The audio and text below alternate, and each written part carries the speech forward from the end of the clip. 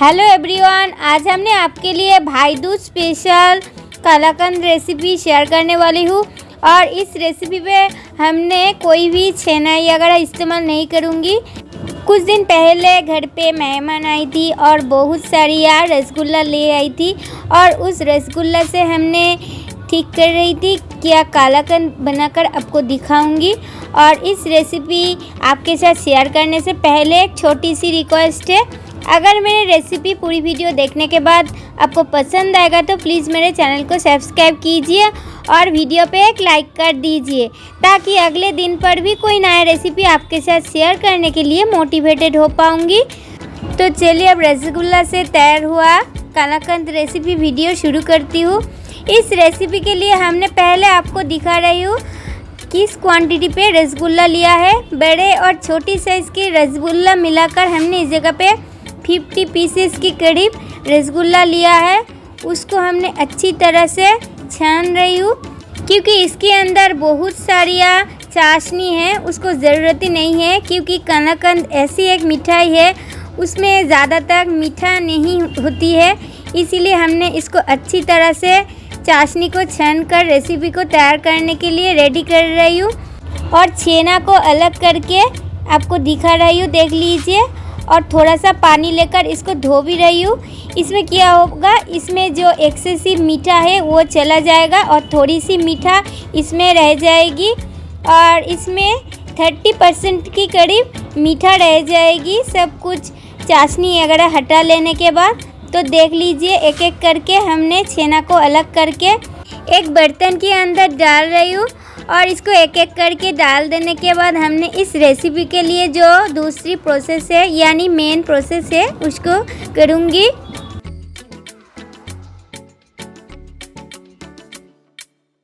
रसगुल्ला से छेना को अलग करने के बाद हमने इस जगह पे 400 ग्राम के करीब मावा लिया है और 500 ml की करीब लिक्विड मिल्क भी लिया है। अब हमने गैस ओवन को ऑन करके कढ़ाई भी चढ़ाएंगे और कढ़ाई चढ़ा देने के बाद कढ़ाई में हमने उस लिक्विड मिल्क को डाल रही हूँ, देख लीजिए। और रेसिपी को आप चाहे तो पूरी तरह दूध के साथ भी कर सकते हैं, आप चाहे तो इस जगह पे मावा की जगह पे 2 लीटर के करीब लिक्विड मिल्क लेकर इस रेसिपी को कर सकते हैं। तो देख लीजिए हमने उस लिक्विड मिल्क को डाला है और दूध थोड़ी सी गर्म होने के बाद हमने इसमें 50 ग्राम की करीब मिल्क पाउडर भी इस्तेमाल किया है।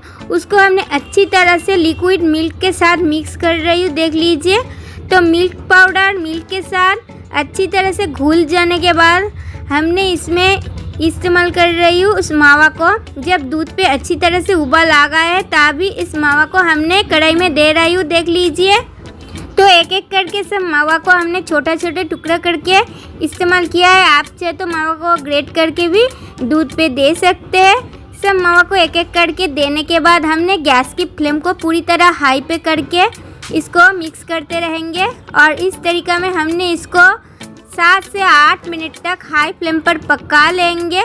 7 से 8 मिनट तक दूध के साथ मावा को हमने पका लिया है और मावा थोड़ा सा घुल जाने के बाद हमने इस छेना को, जिसको हमने चाशनी से अलग करके रखा था, रसगुल्ला की जो छेना है उसको हमने एक एक करके कढ़ाई में दे रही हूँ। और इस टाइम पे गैस की फ्लेम है लो टू मीडियम फ्लेम पर हमने एक एक करके उस छेना को कढ़ाई में दे रही हूँ और थोड़ा थोड़ा करके दे रही हूँ और मिक्स करते रही हूँ। तो इस तरीक़ा में हमने सब छेना को एक एक करके देने के बाद हमने गैस की फ्लेम को मीडियम पे करके मिक्स करते रहेंगे। ज़्यादातर हाई फ्लेम पर पका लेने में दूध छींटे आने की चांसेस है, इसीलिए मीडियम फ्लेम पर ही इसको पकाना पड़ेगा। और मीडियम फ्लेम पर हमने इसको 20 से 25 मिनट तक अच्छी तरह से पका लेंगे।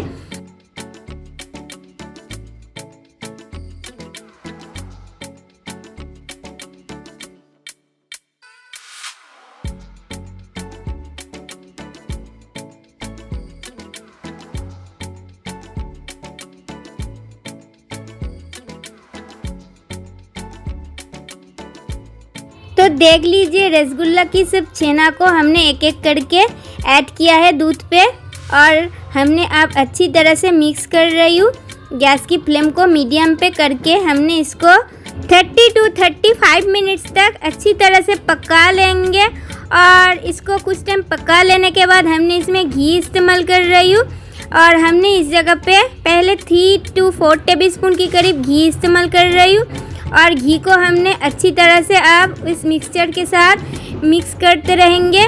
और इस तरीक़ा में हमने घी को 3-4 बार करके मिक्स करते रहेंगे। और घी देने में रेसिपी बहुत ही बढ़िया बनती है और स्वादिष्ट भी होती है और कलाकंद की स्वाद मिल्क केक की तरह भी बन जाती है।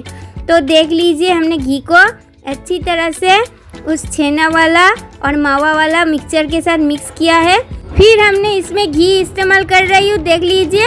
और इस तरीक़ा में बीच बीच में हमने बार बार करके घी ऐड करते रहेंगे। इस तरीक़ा में रेसिपी की कलर भी बहुत ही बढ़िया बनेगी और खाने में भी बहुत ही स्वादिष्ट बनेगा।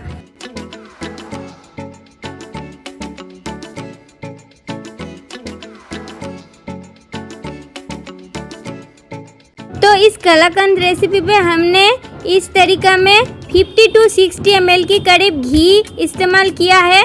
और घी बार बार करके इस्तेमाल करके रेसिपी पे इस्तेमाल करने में देख लीजिए कलर चेंज हो रहा है। और कलर चेंज होने के बाद इसकी कलर बहुत ही बढ़िया भी आ गई है। और इस तरीक़ा में हमने इसको और 20 से 25 मिनट तक मीडियम फ्लेम पर अच्छी तरह से पका लिया है। इसमें और ज़्यादा तक पानी भी नहीं है। कलाकंद तैयार होने के लिए रेसिपी के लिए इस मिक्सचर पूरी तरह रेडी हो चुकी है। गैस फ्लेम को बंद करके हमने एक ट्रे के ऊपर इसको ट्रांसफ़र करूँगी। इसीलिए प्लेट के ऊपर 1 टेबलस्पून की करीब घी लगाकर इसको ब्रश किया है। हाथों में ही हमने इसको लगा रही हूँ। और घी देने के साथ साथ इसमें क्या होगा, जब हमने इसको कट कर डीमोल्ड करूँगी तब बहुत ही आसानी से कटना पॉसिबल होगा और डीमोल्ड भी हो जाएगा। तो देख लीजिए स्टील की स्पैचुला लेकर हमने उस छेना वाला मिक्सचर को प्लेट के ऊपर डाल रही हूँ। और इसको एक एक करके डाल देने के बाद हमने इसको ठंडा करूँगी। पूरी तरह ठंडा करके हमने रेफ्रिजरेट करूँगी 4 से 5 घंटा के लिए।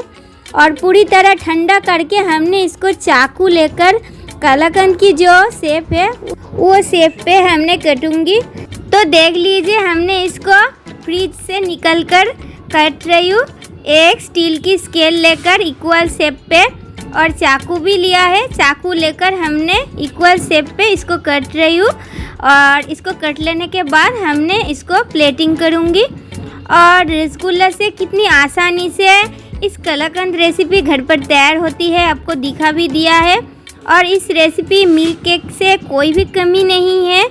घर पे जब एक्स्ट्रा रसगुल्ला रह जाएगी, जब आपको रसगुल्ला खाने के लिए मन नहीं करेंगे, तब इस प्रोसेस पे घर पे कलाकंद रेसिपी को तैयार कर सकते हैं। तो आज की रसगुल्ला से तैयार हुआ कलाकंद रेसिपी आपको कैसी लगा कमेंट करके प्लीज़ बताइए। आज की वीडियो हमने यहाँ पे एंड कर रही हूँ। अगले दिन पर भी कोई नया रेसिपी लेकर आपके साथ फिर मिलूंगी। और आप सबको भाई दूज की बहुत सारी शुभकामना है।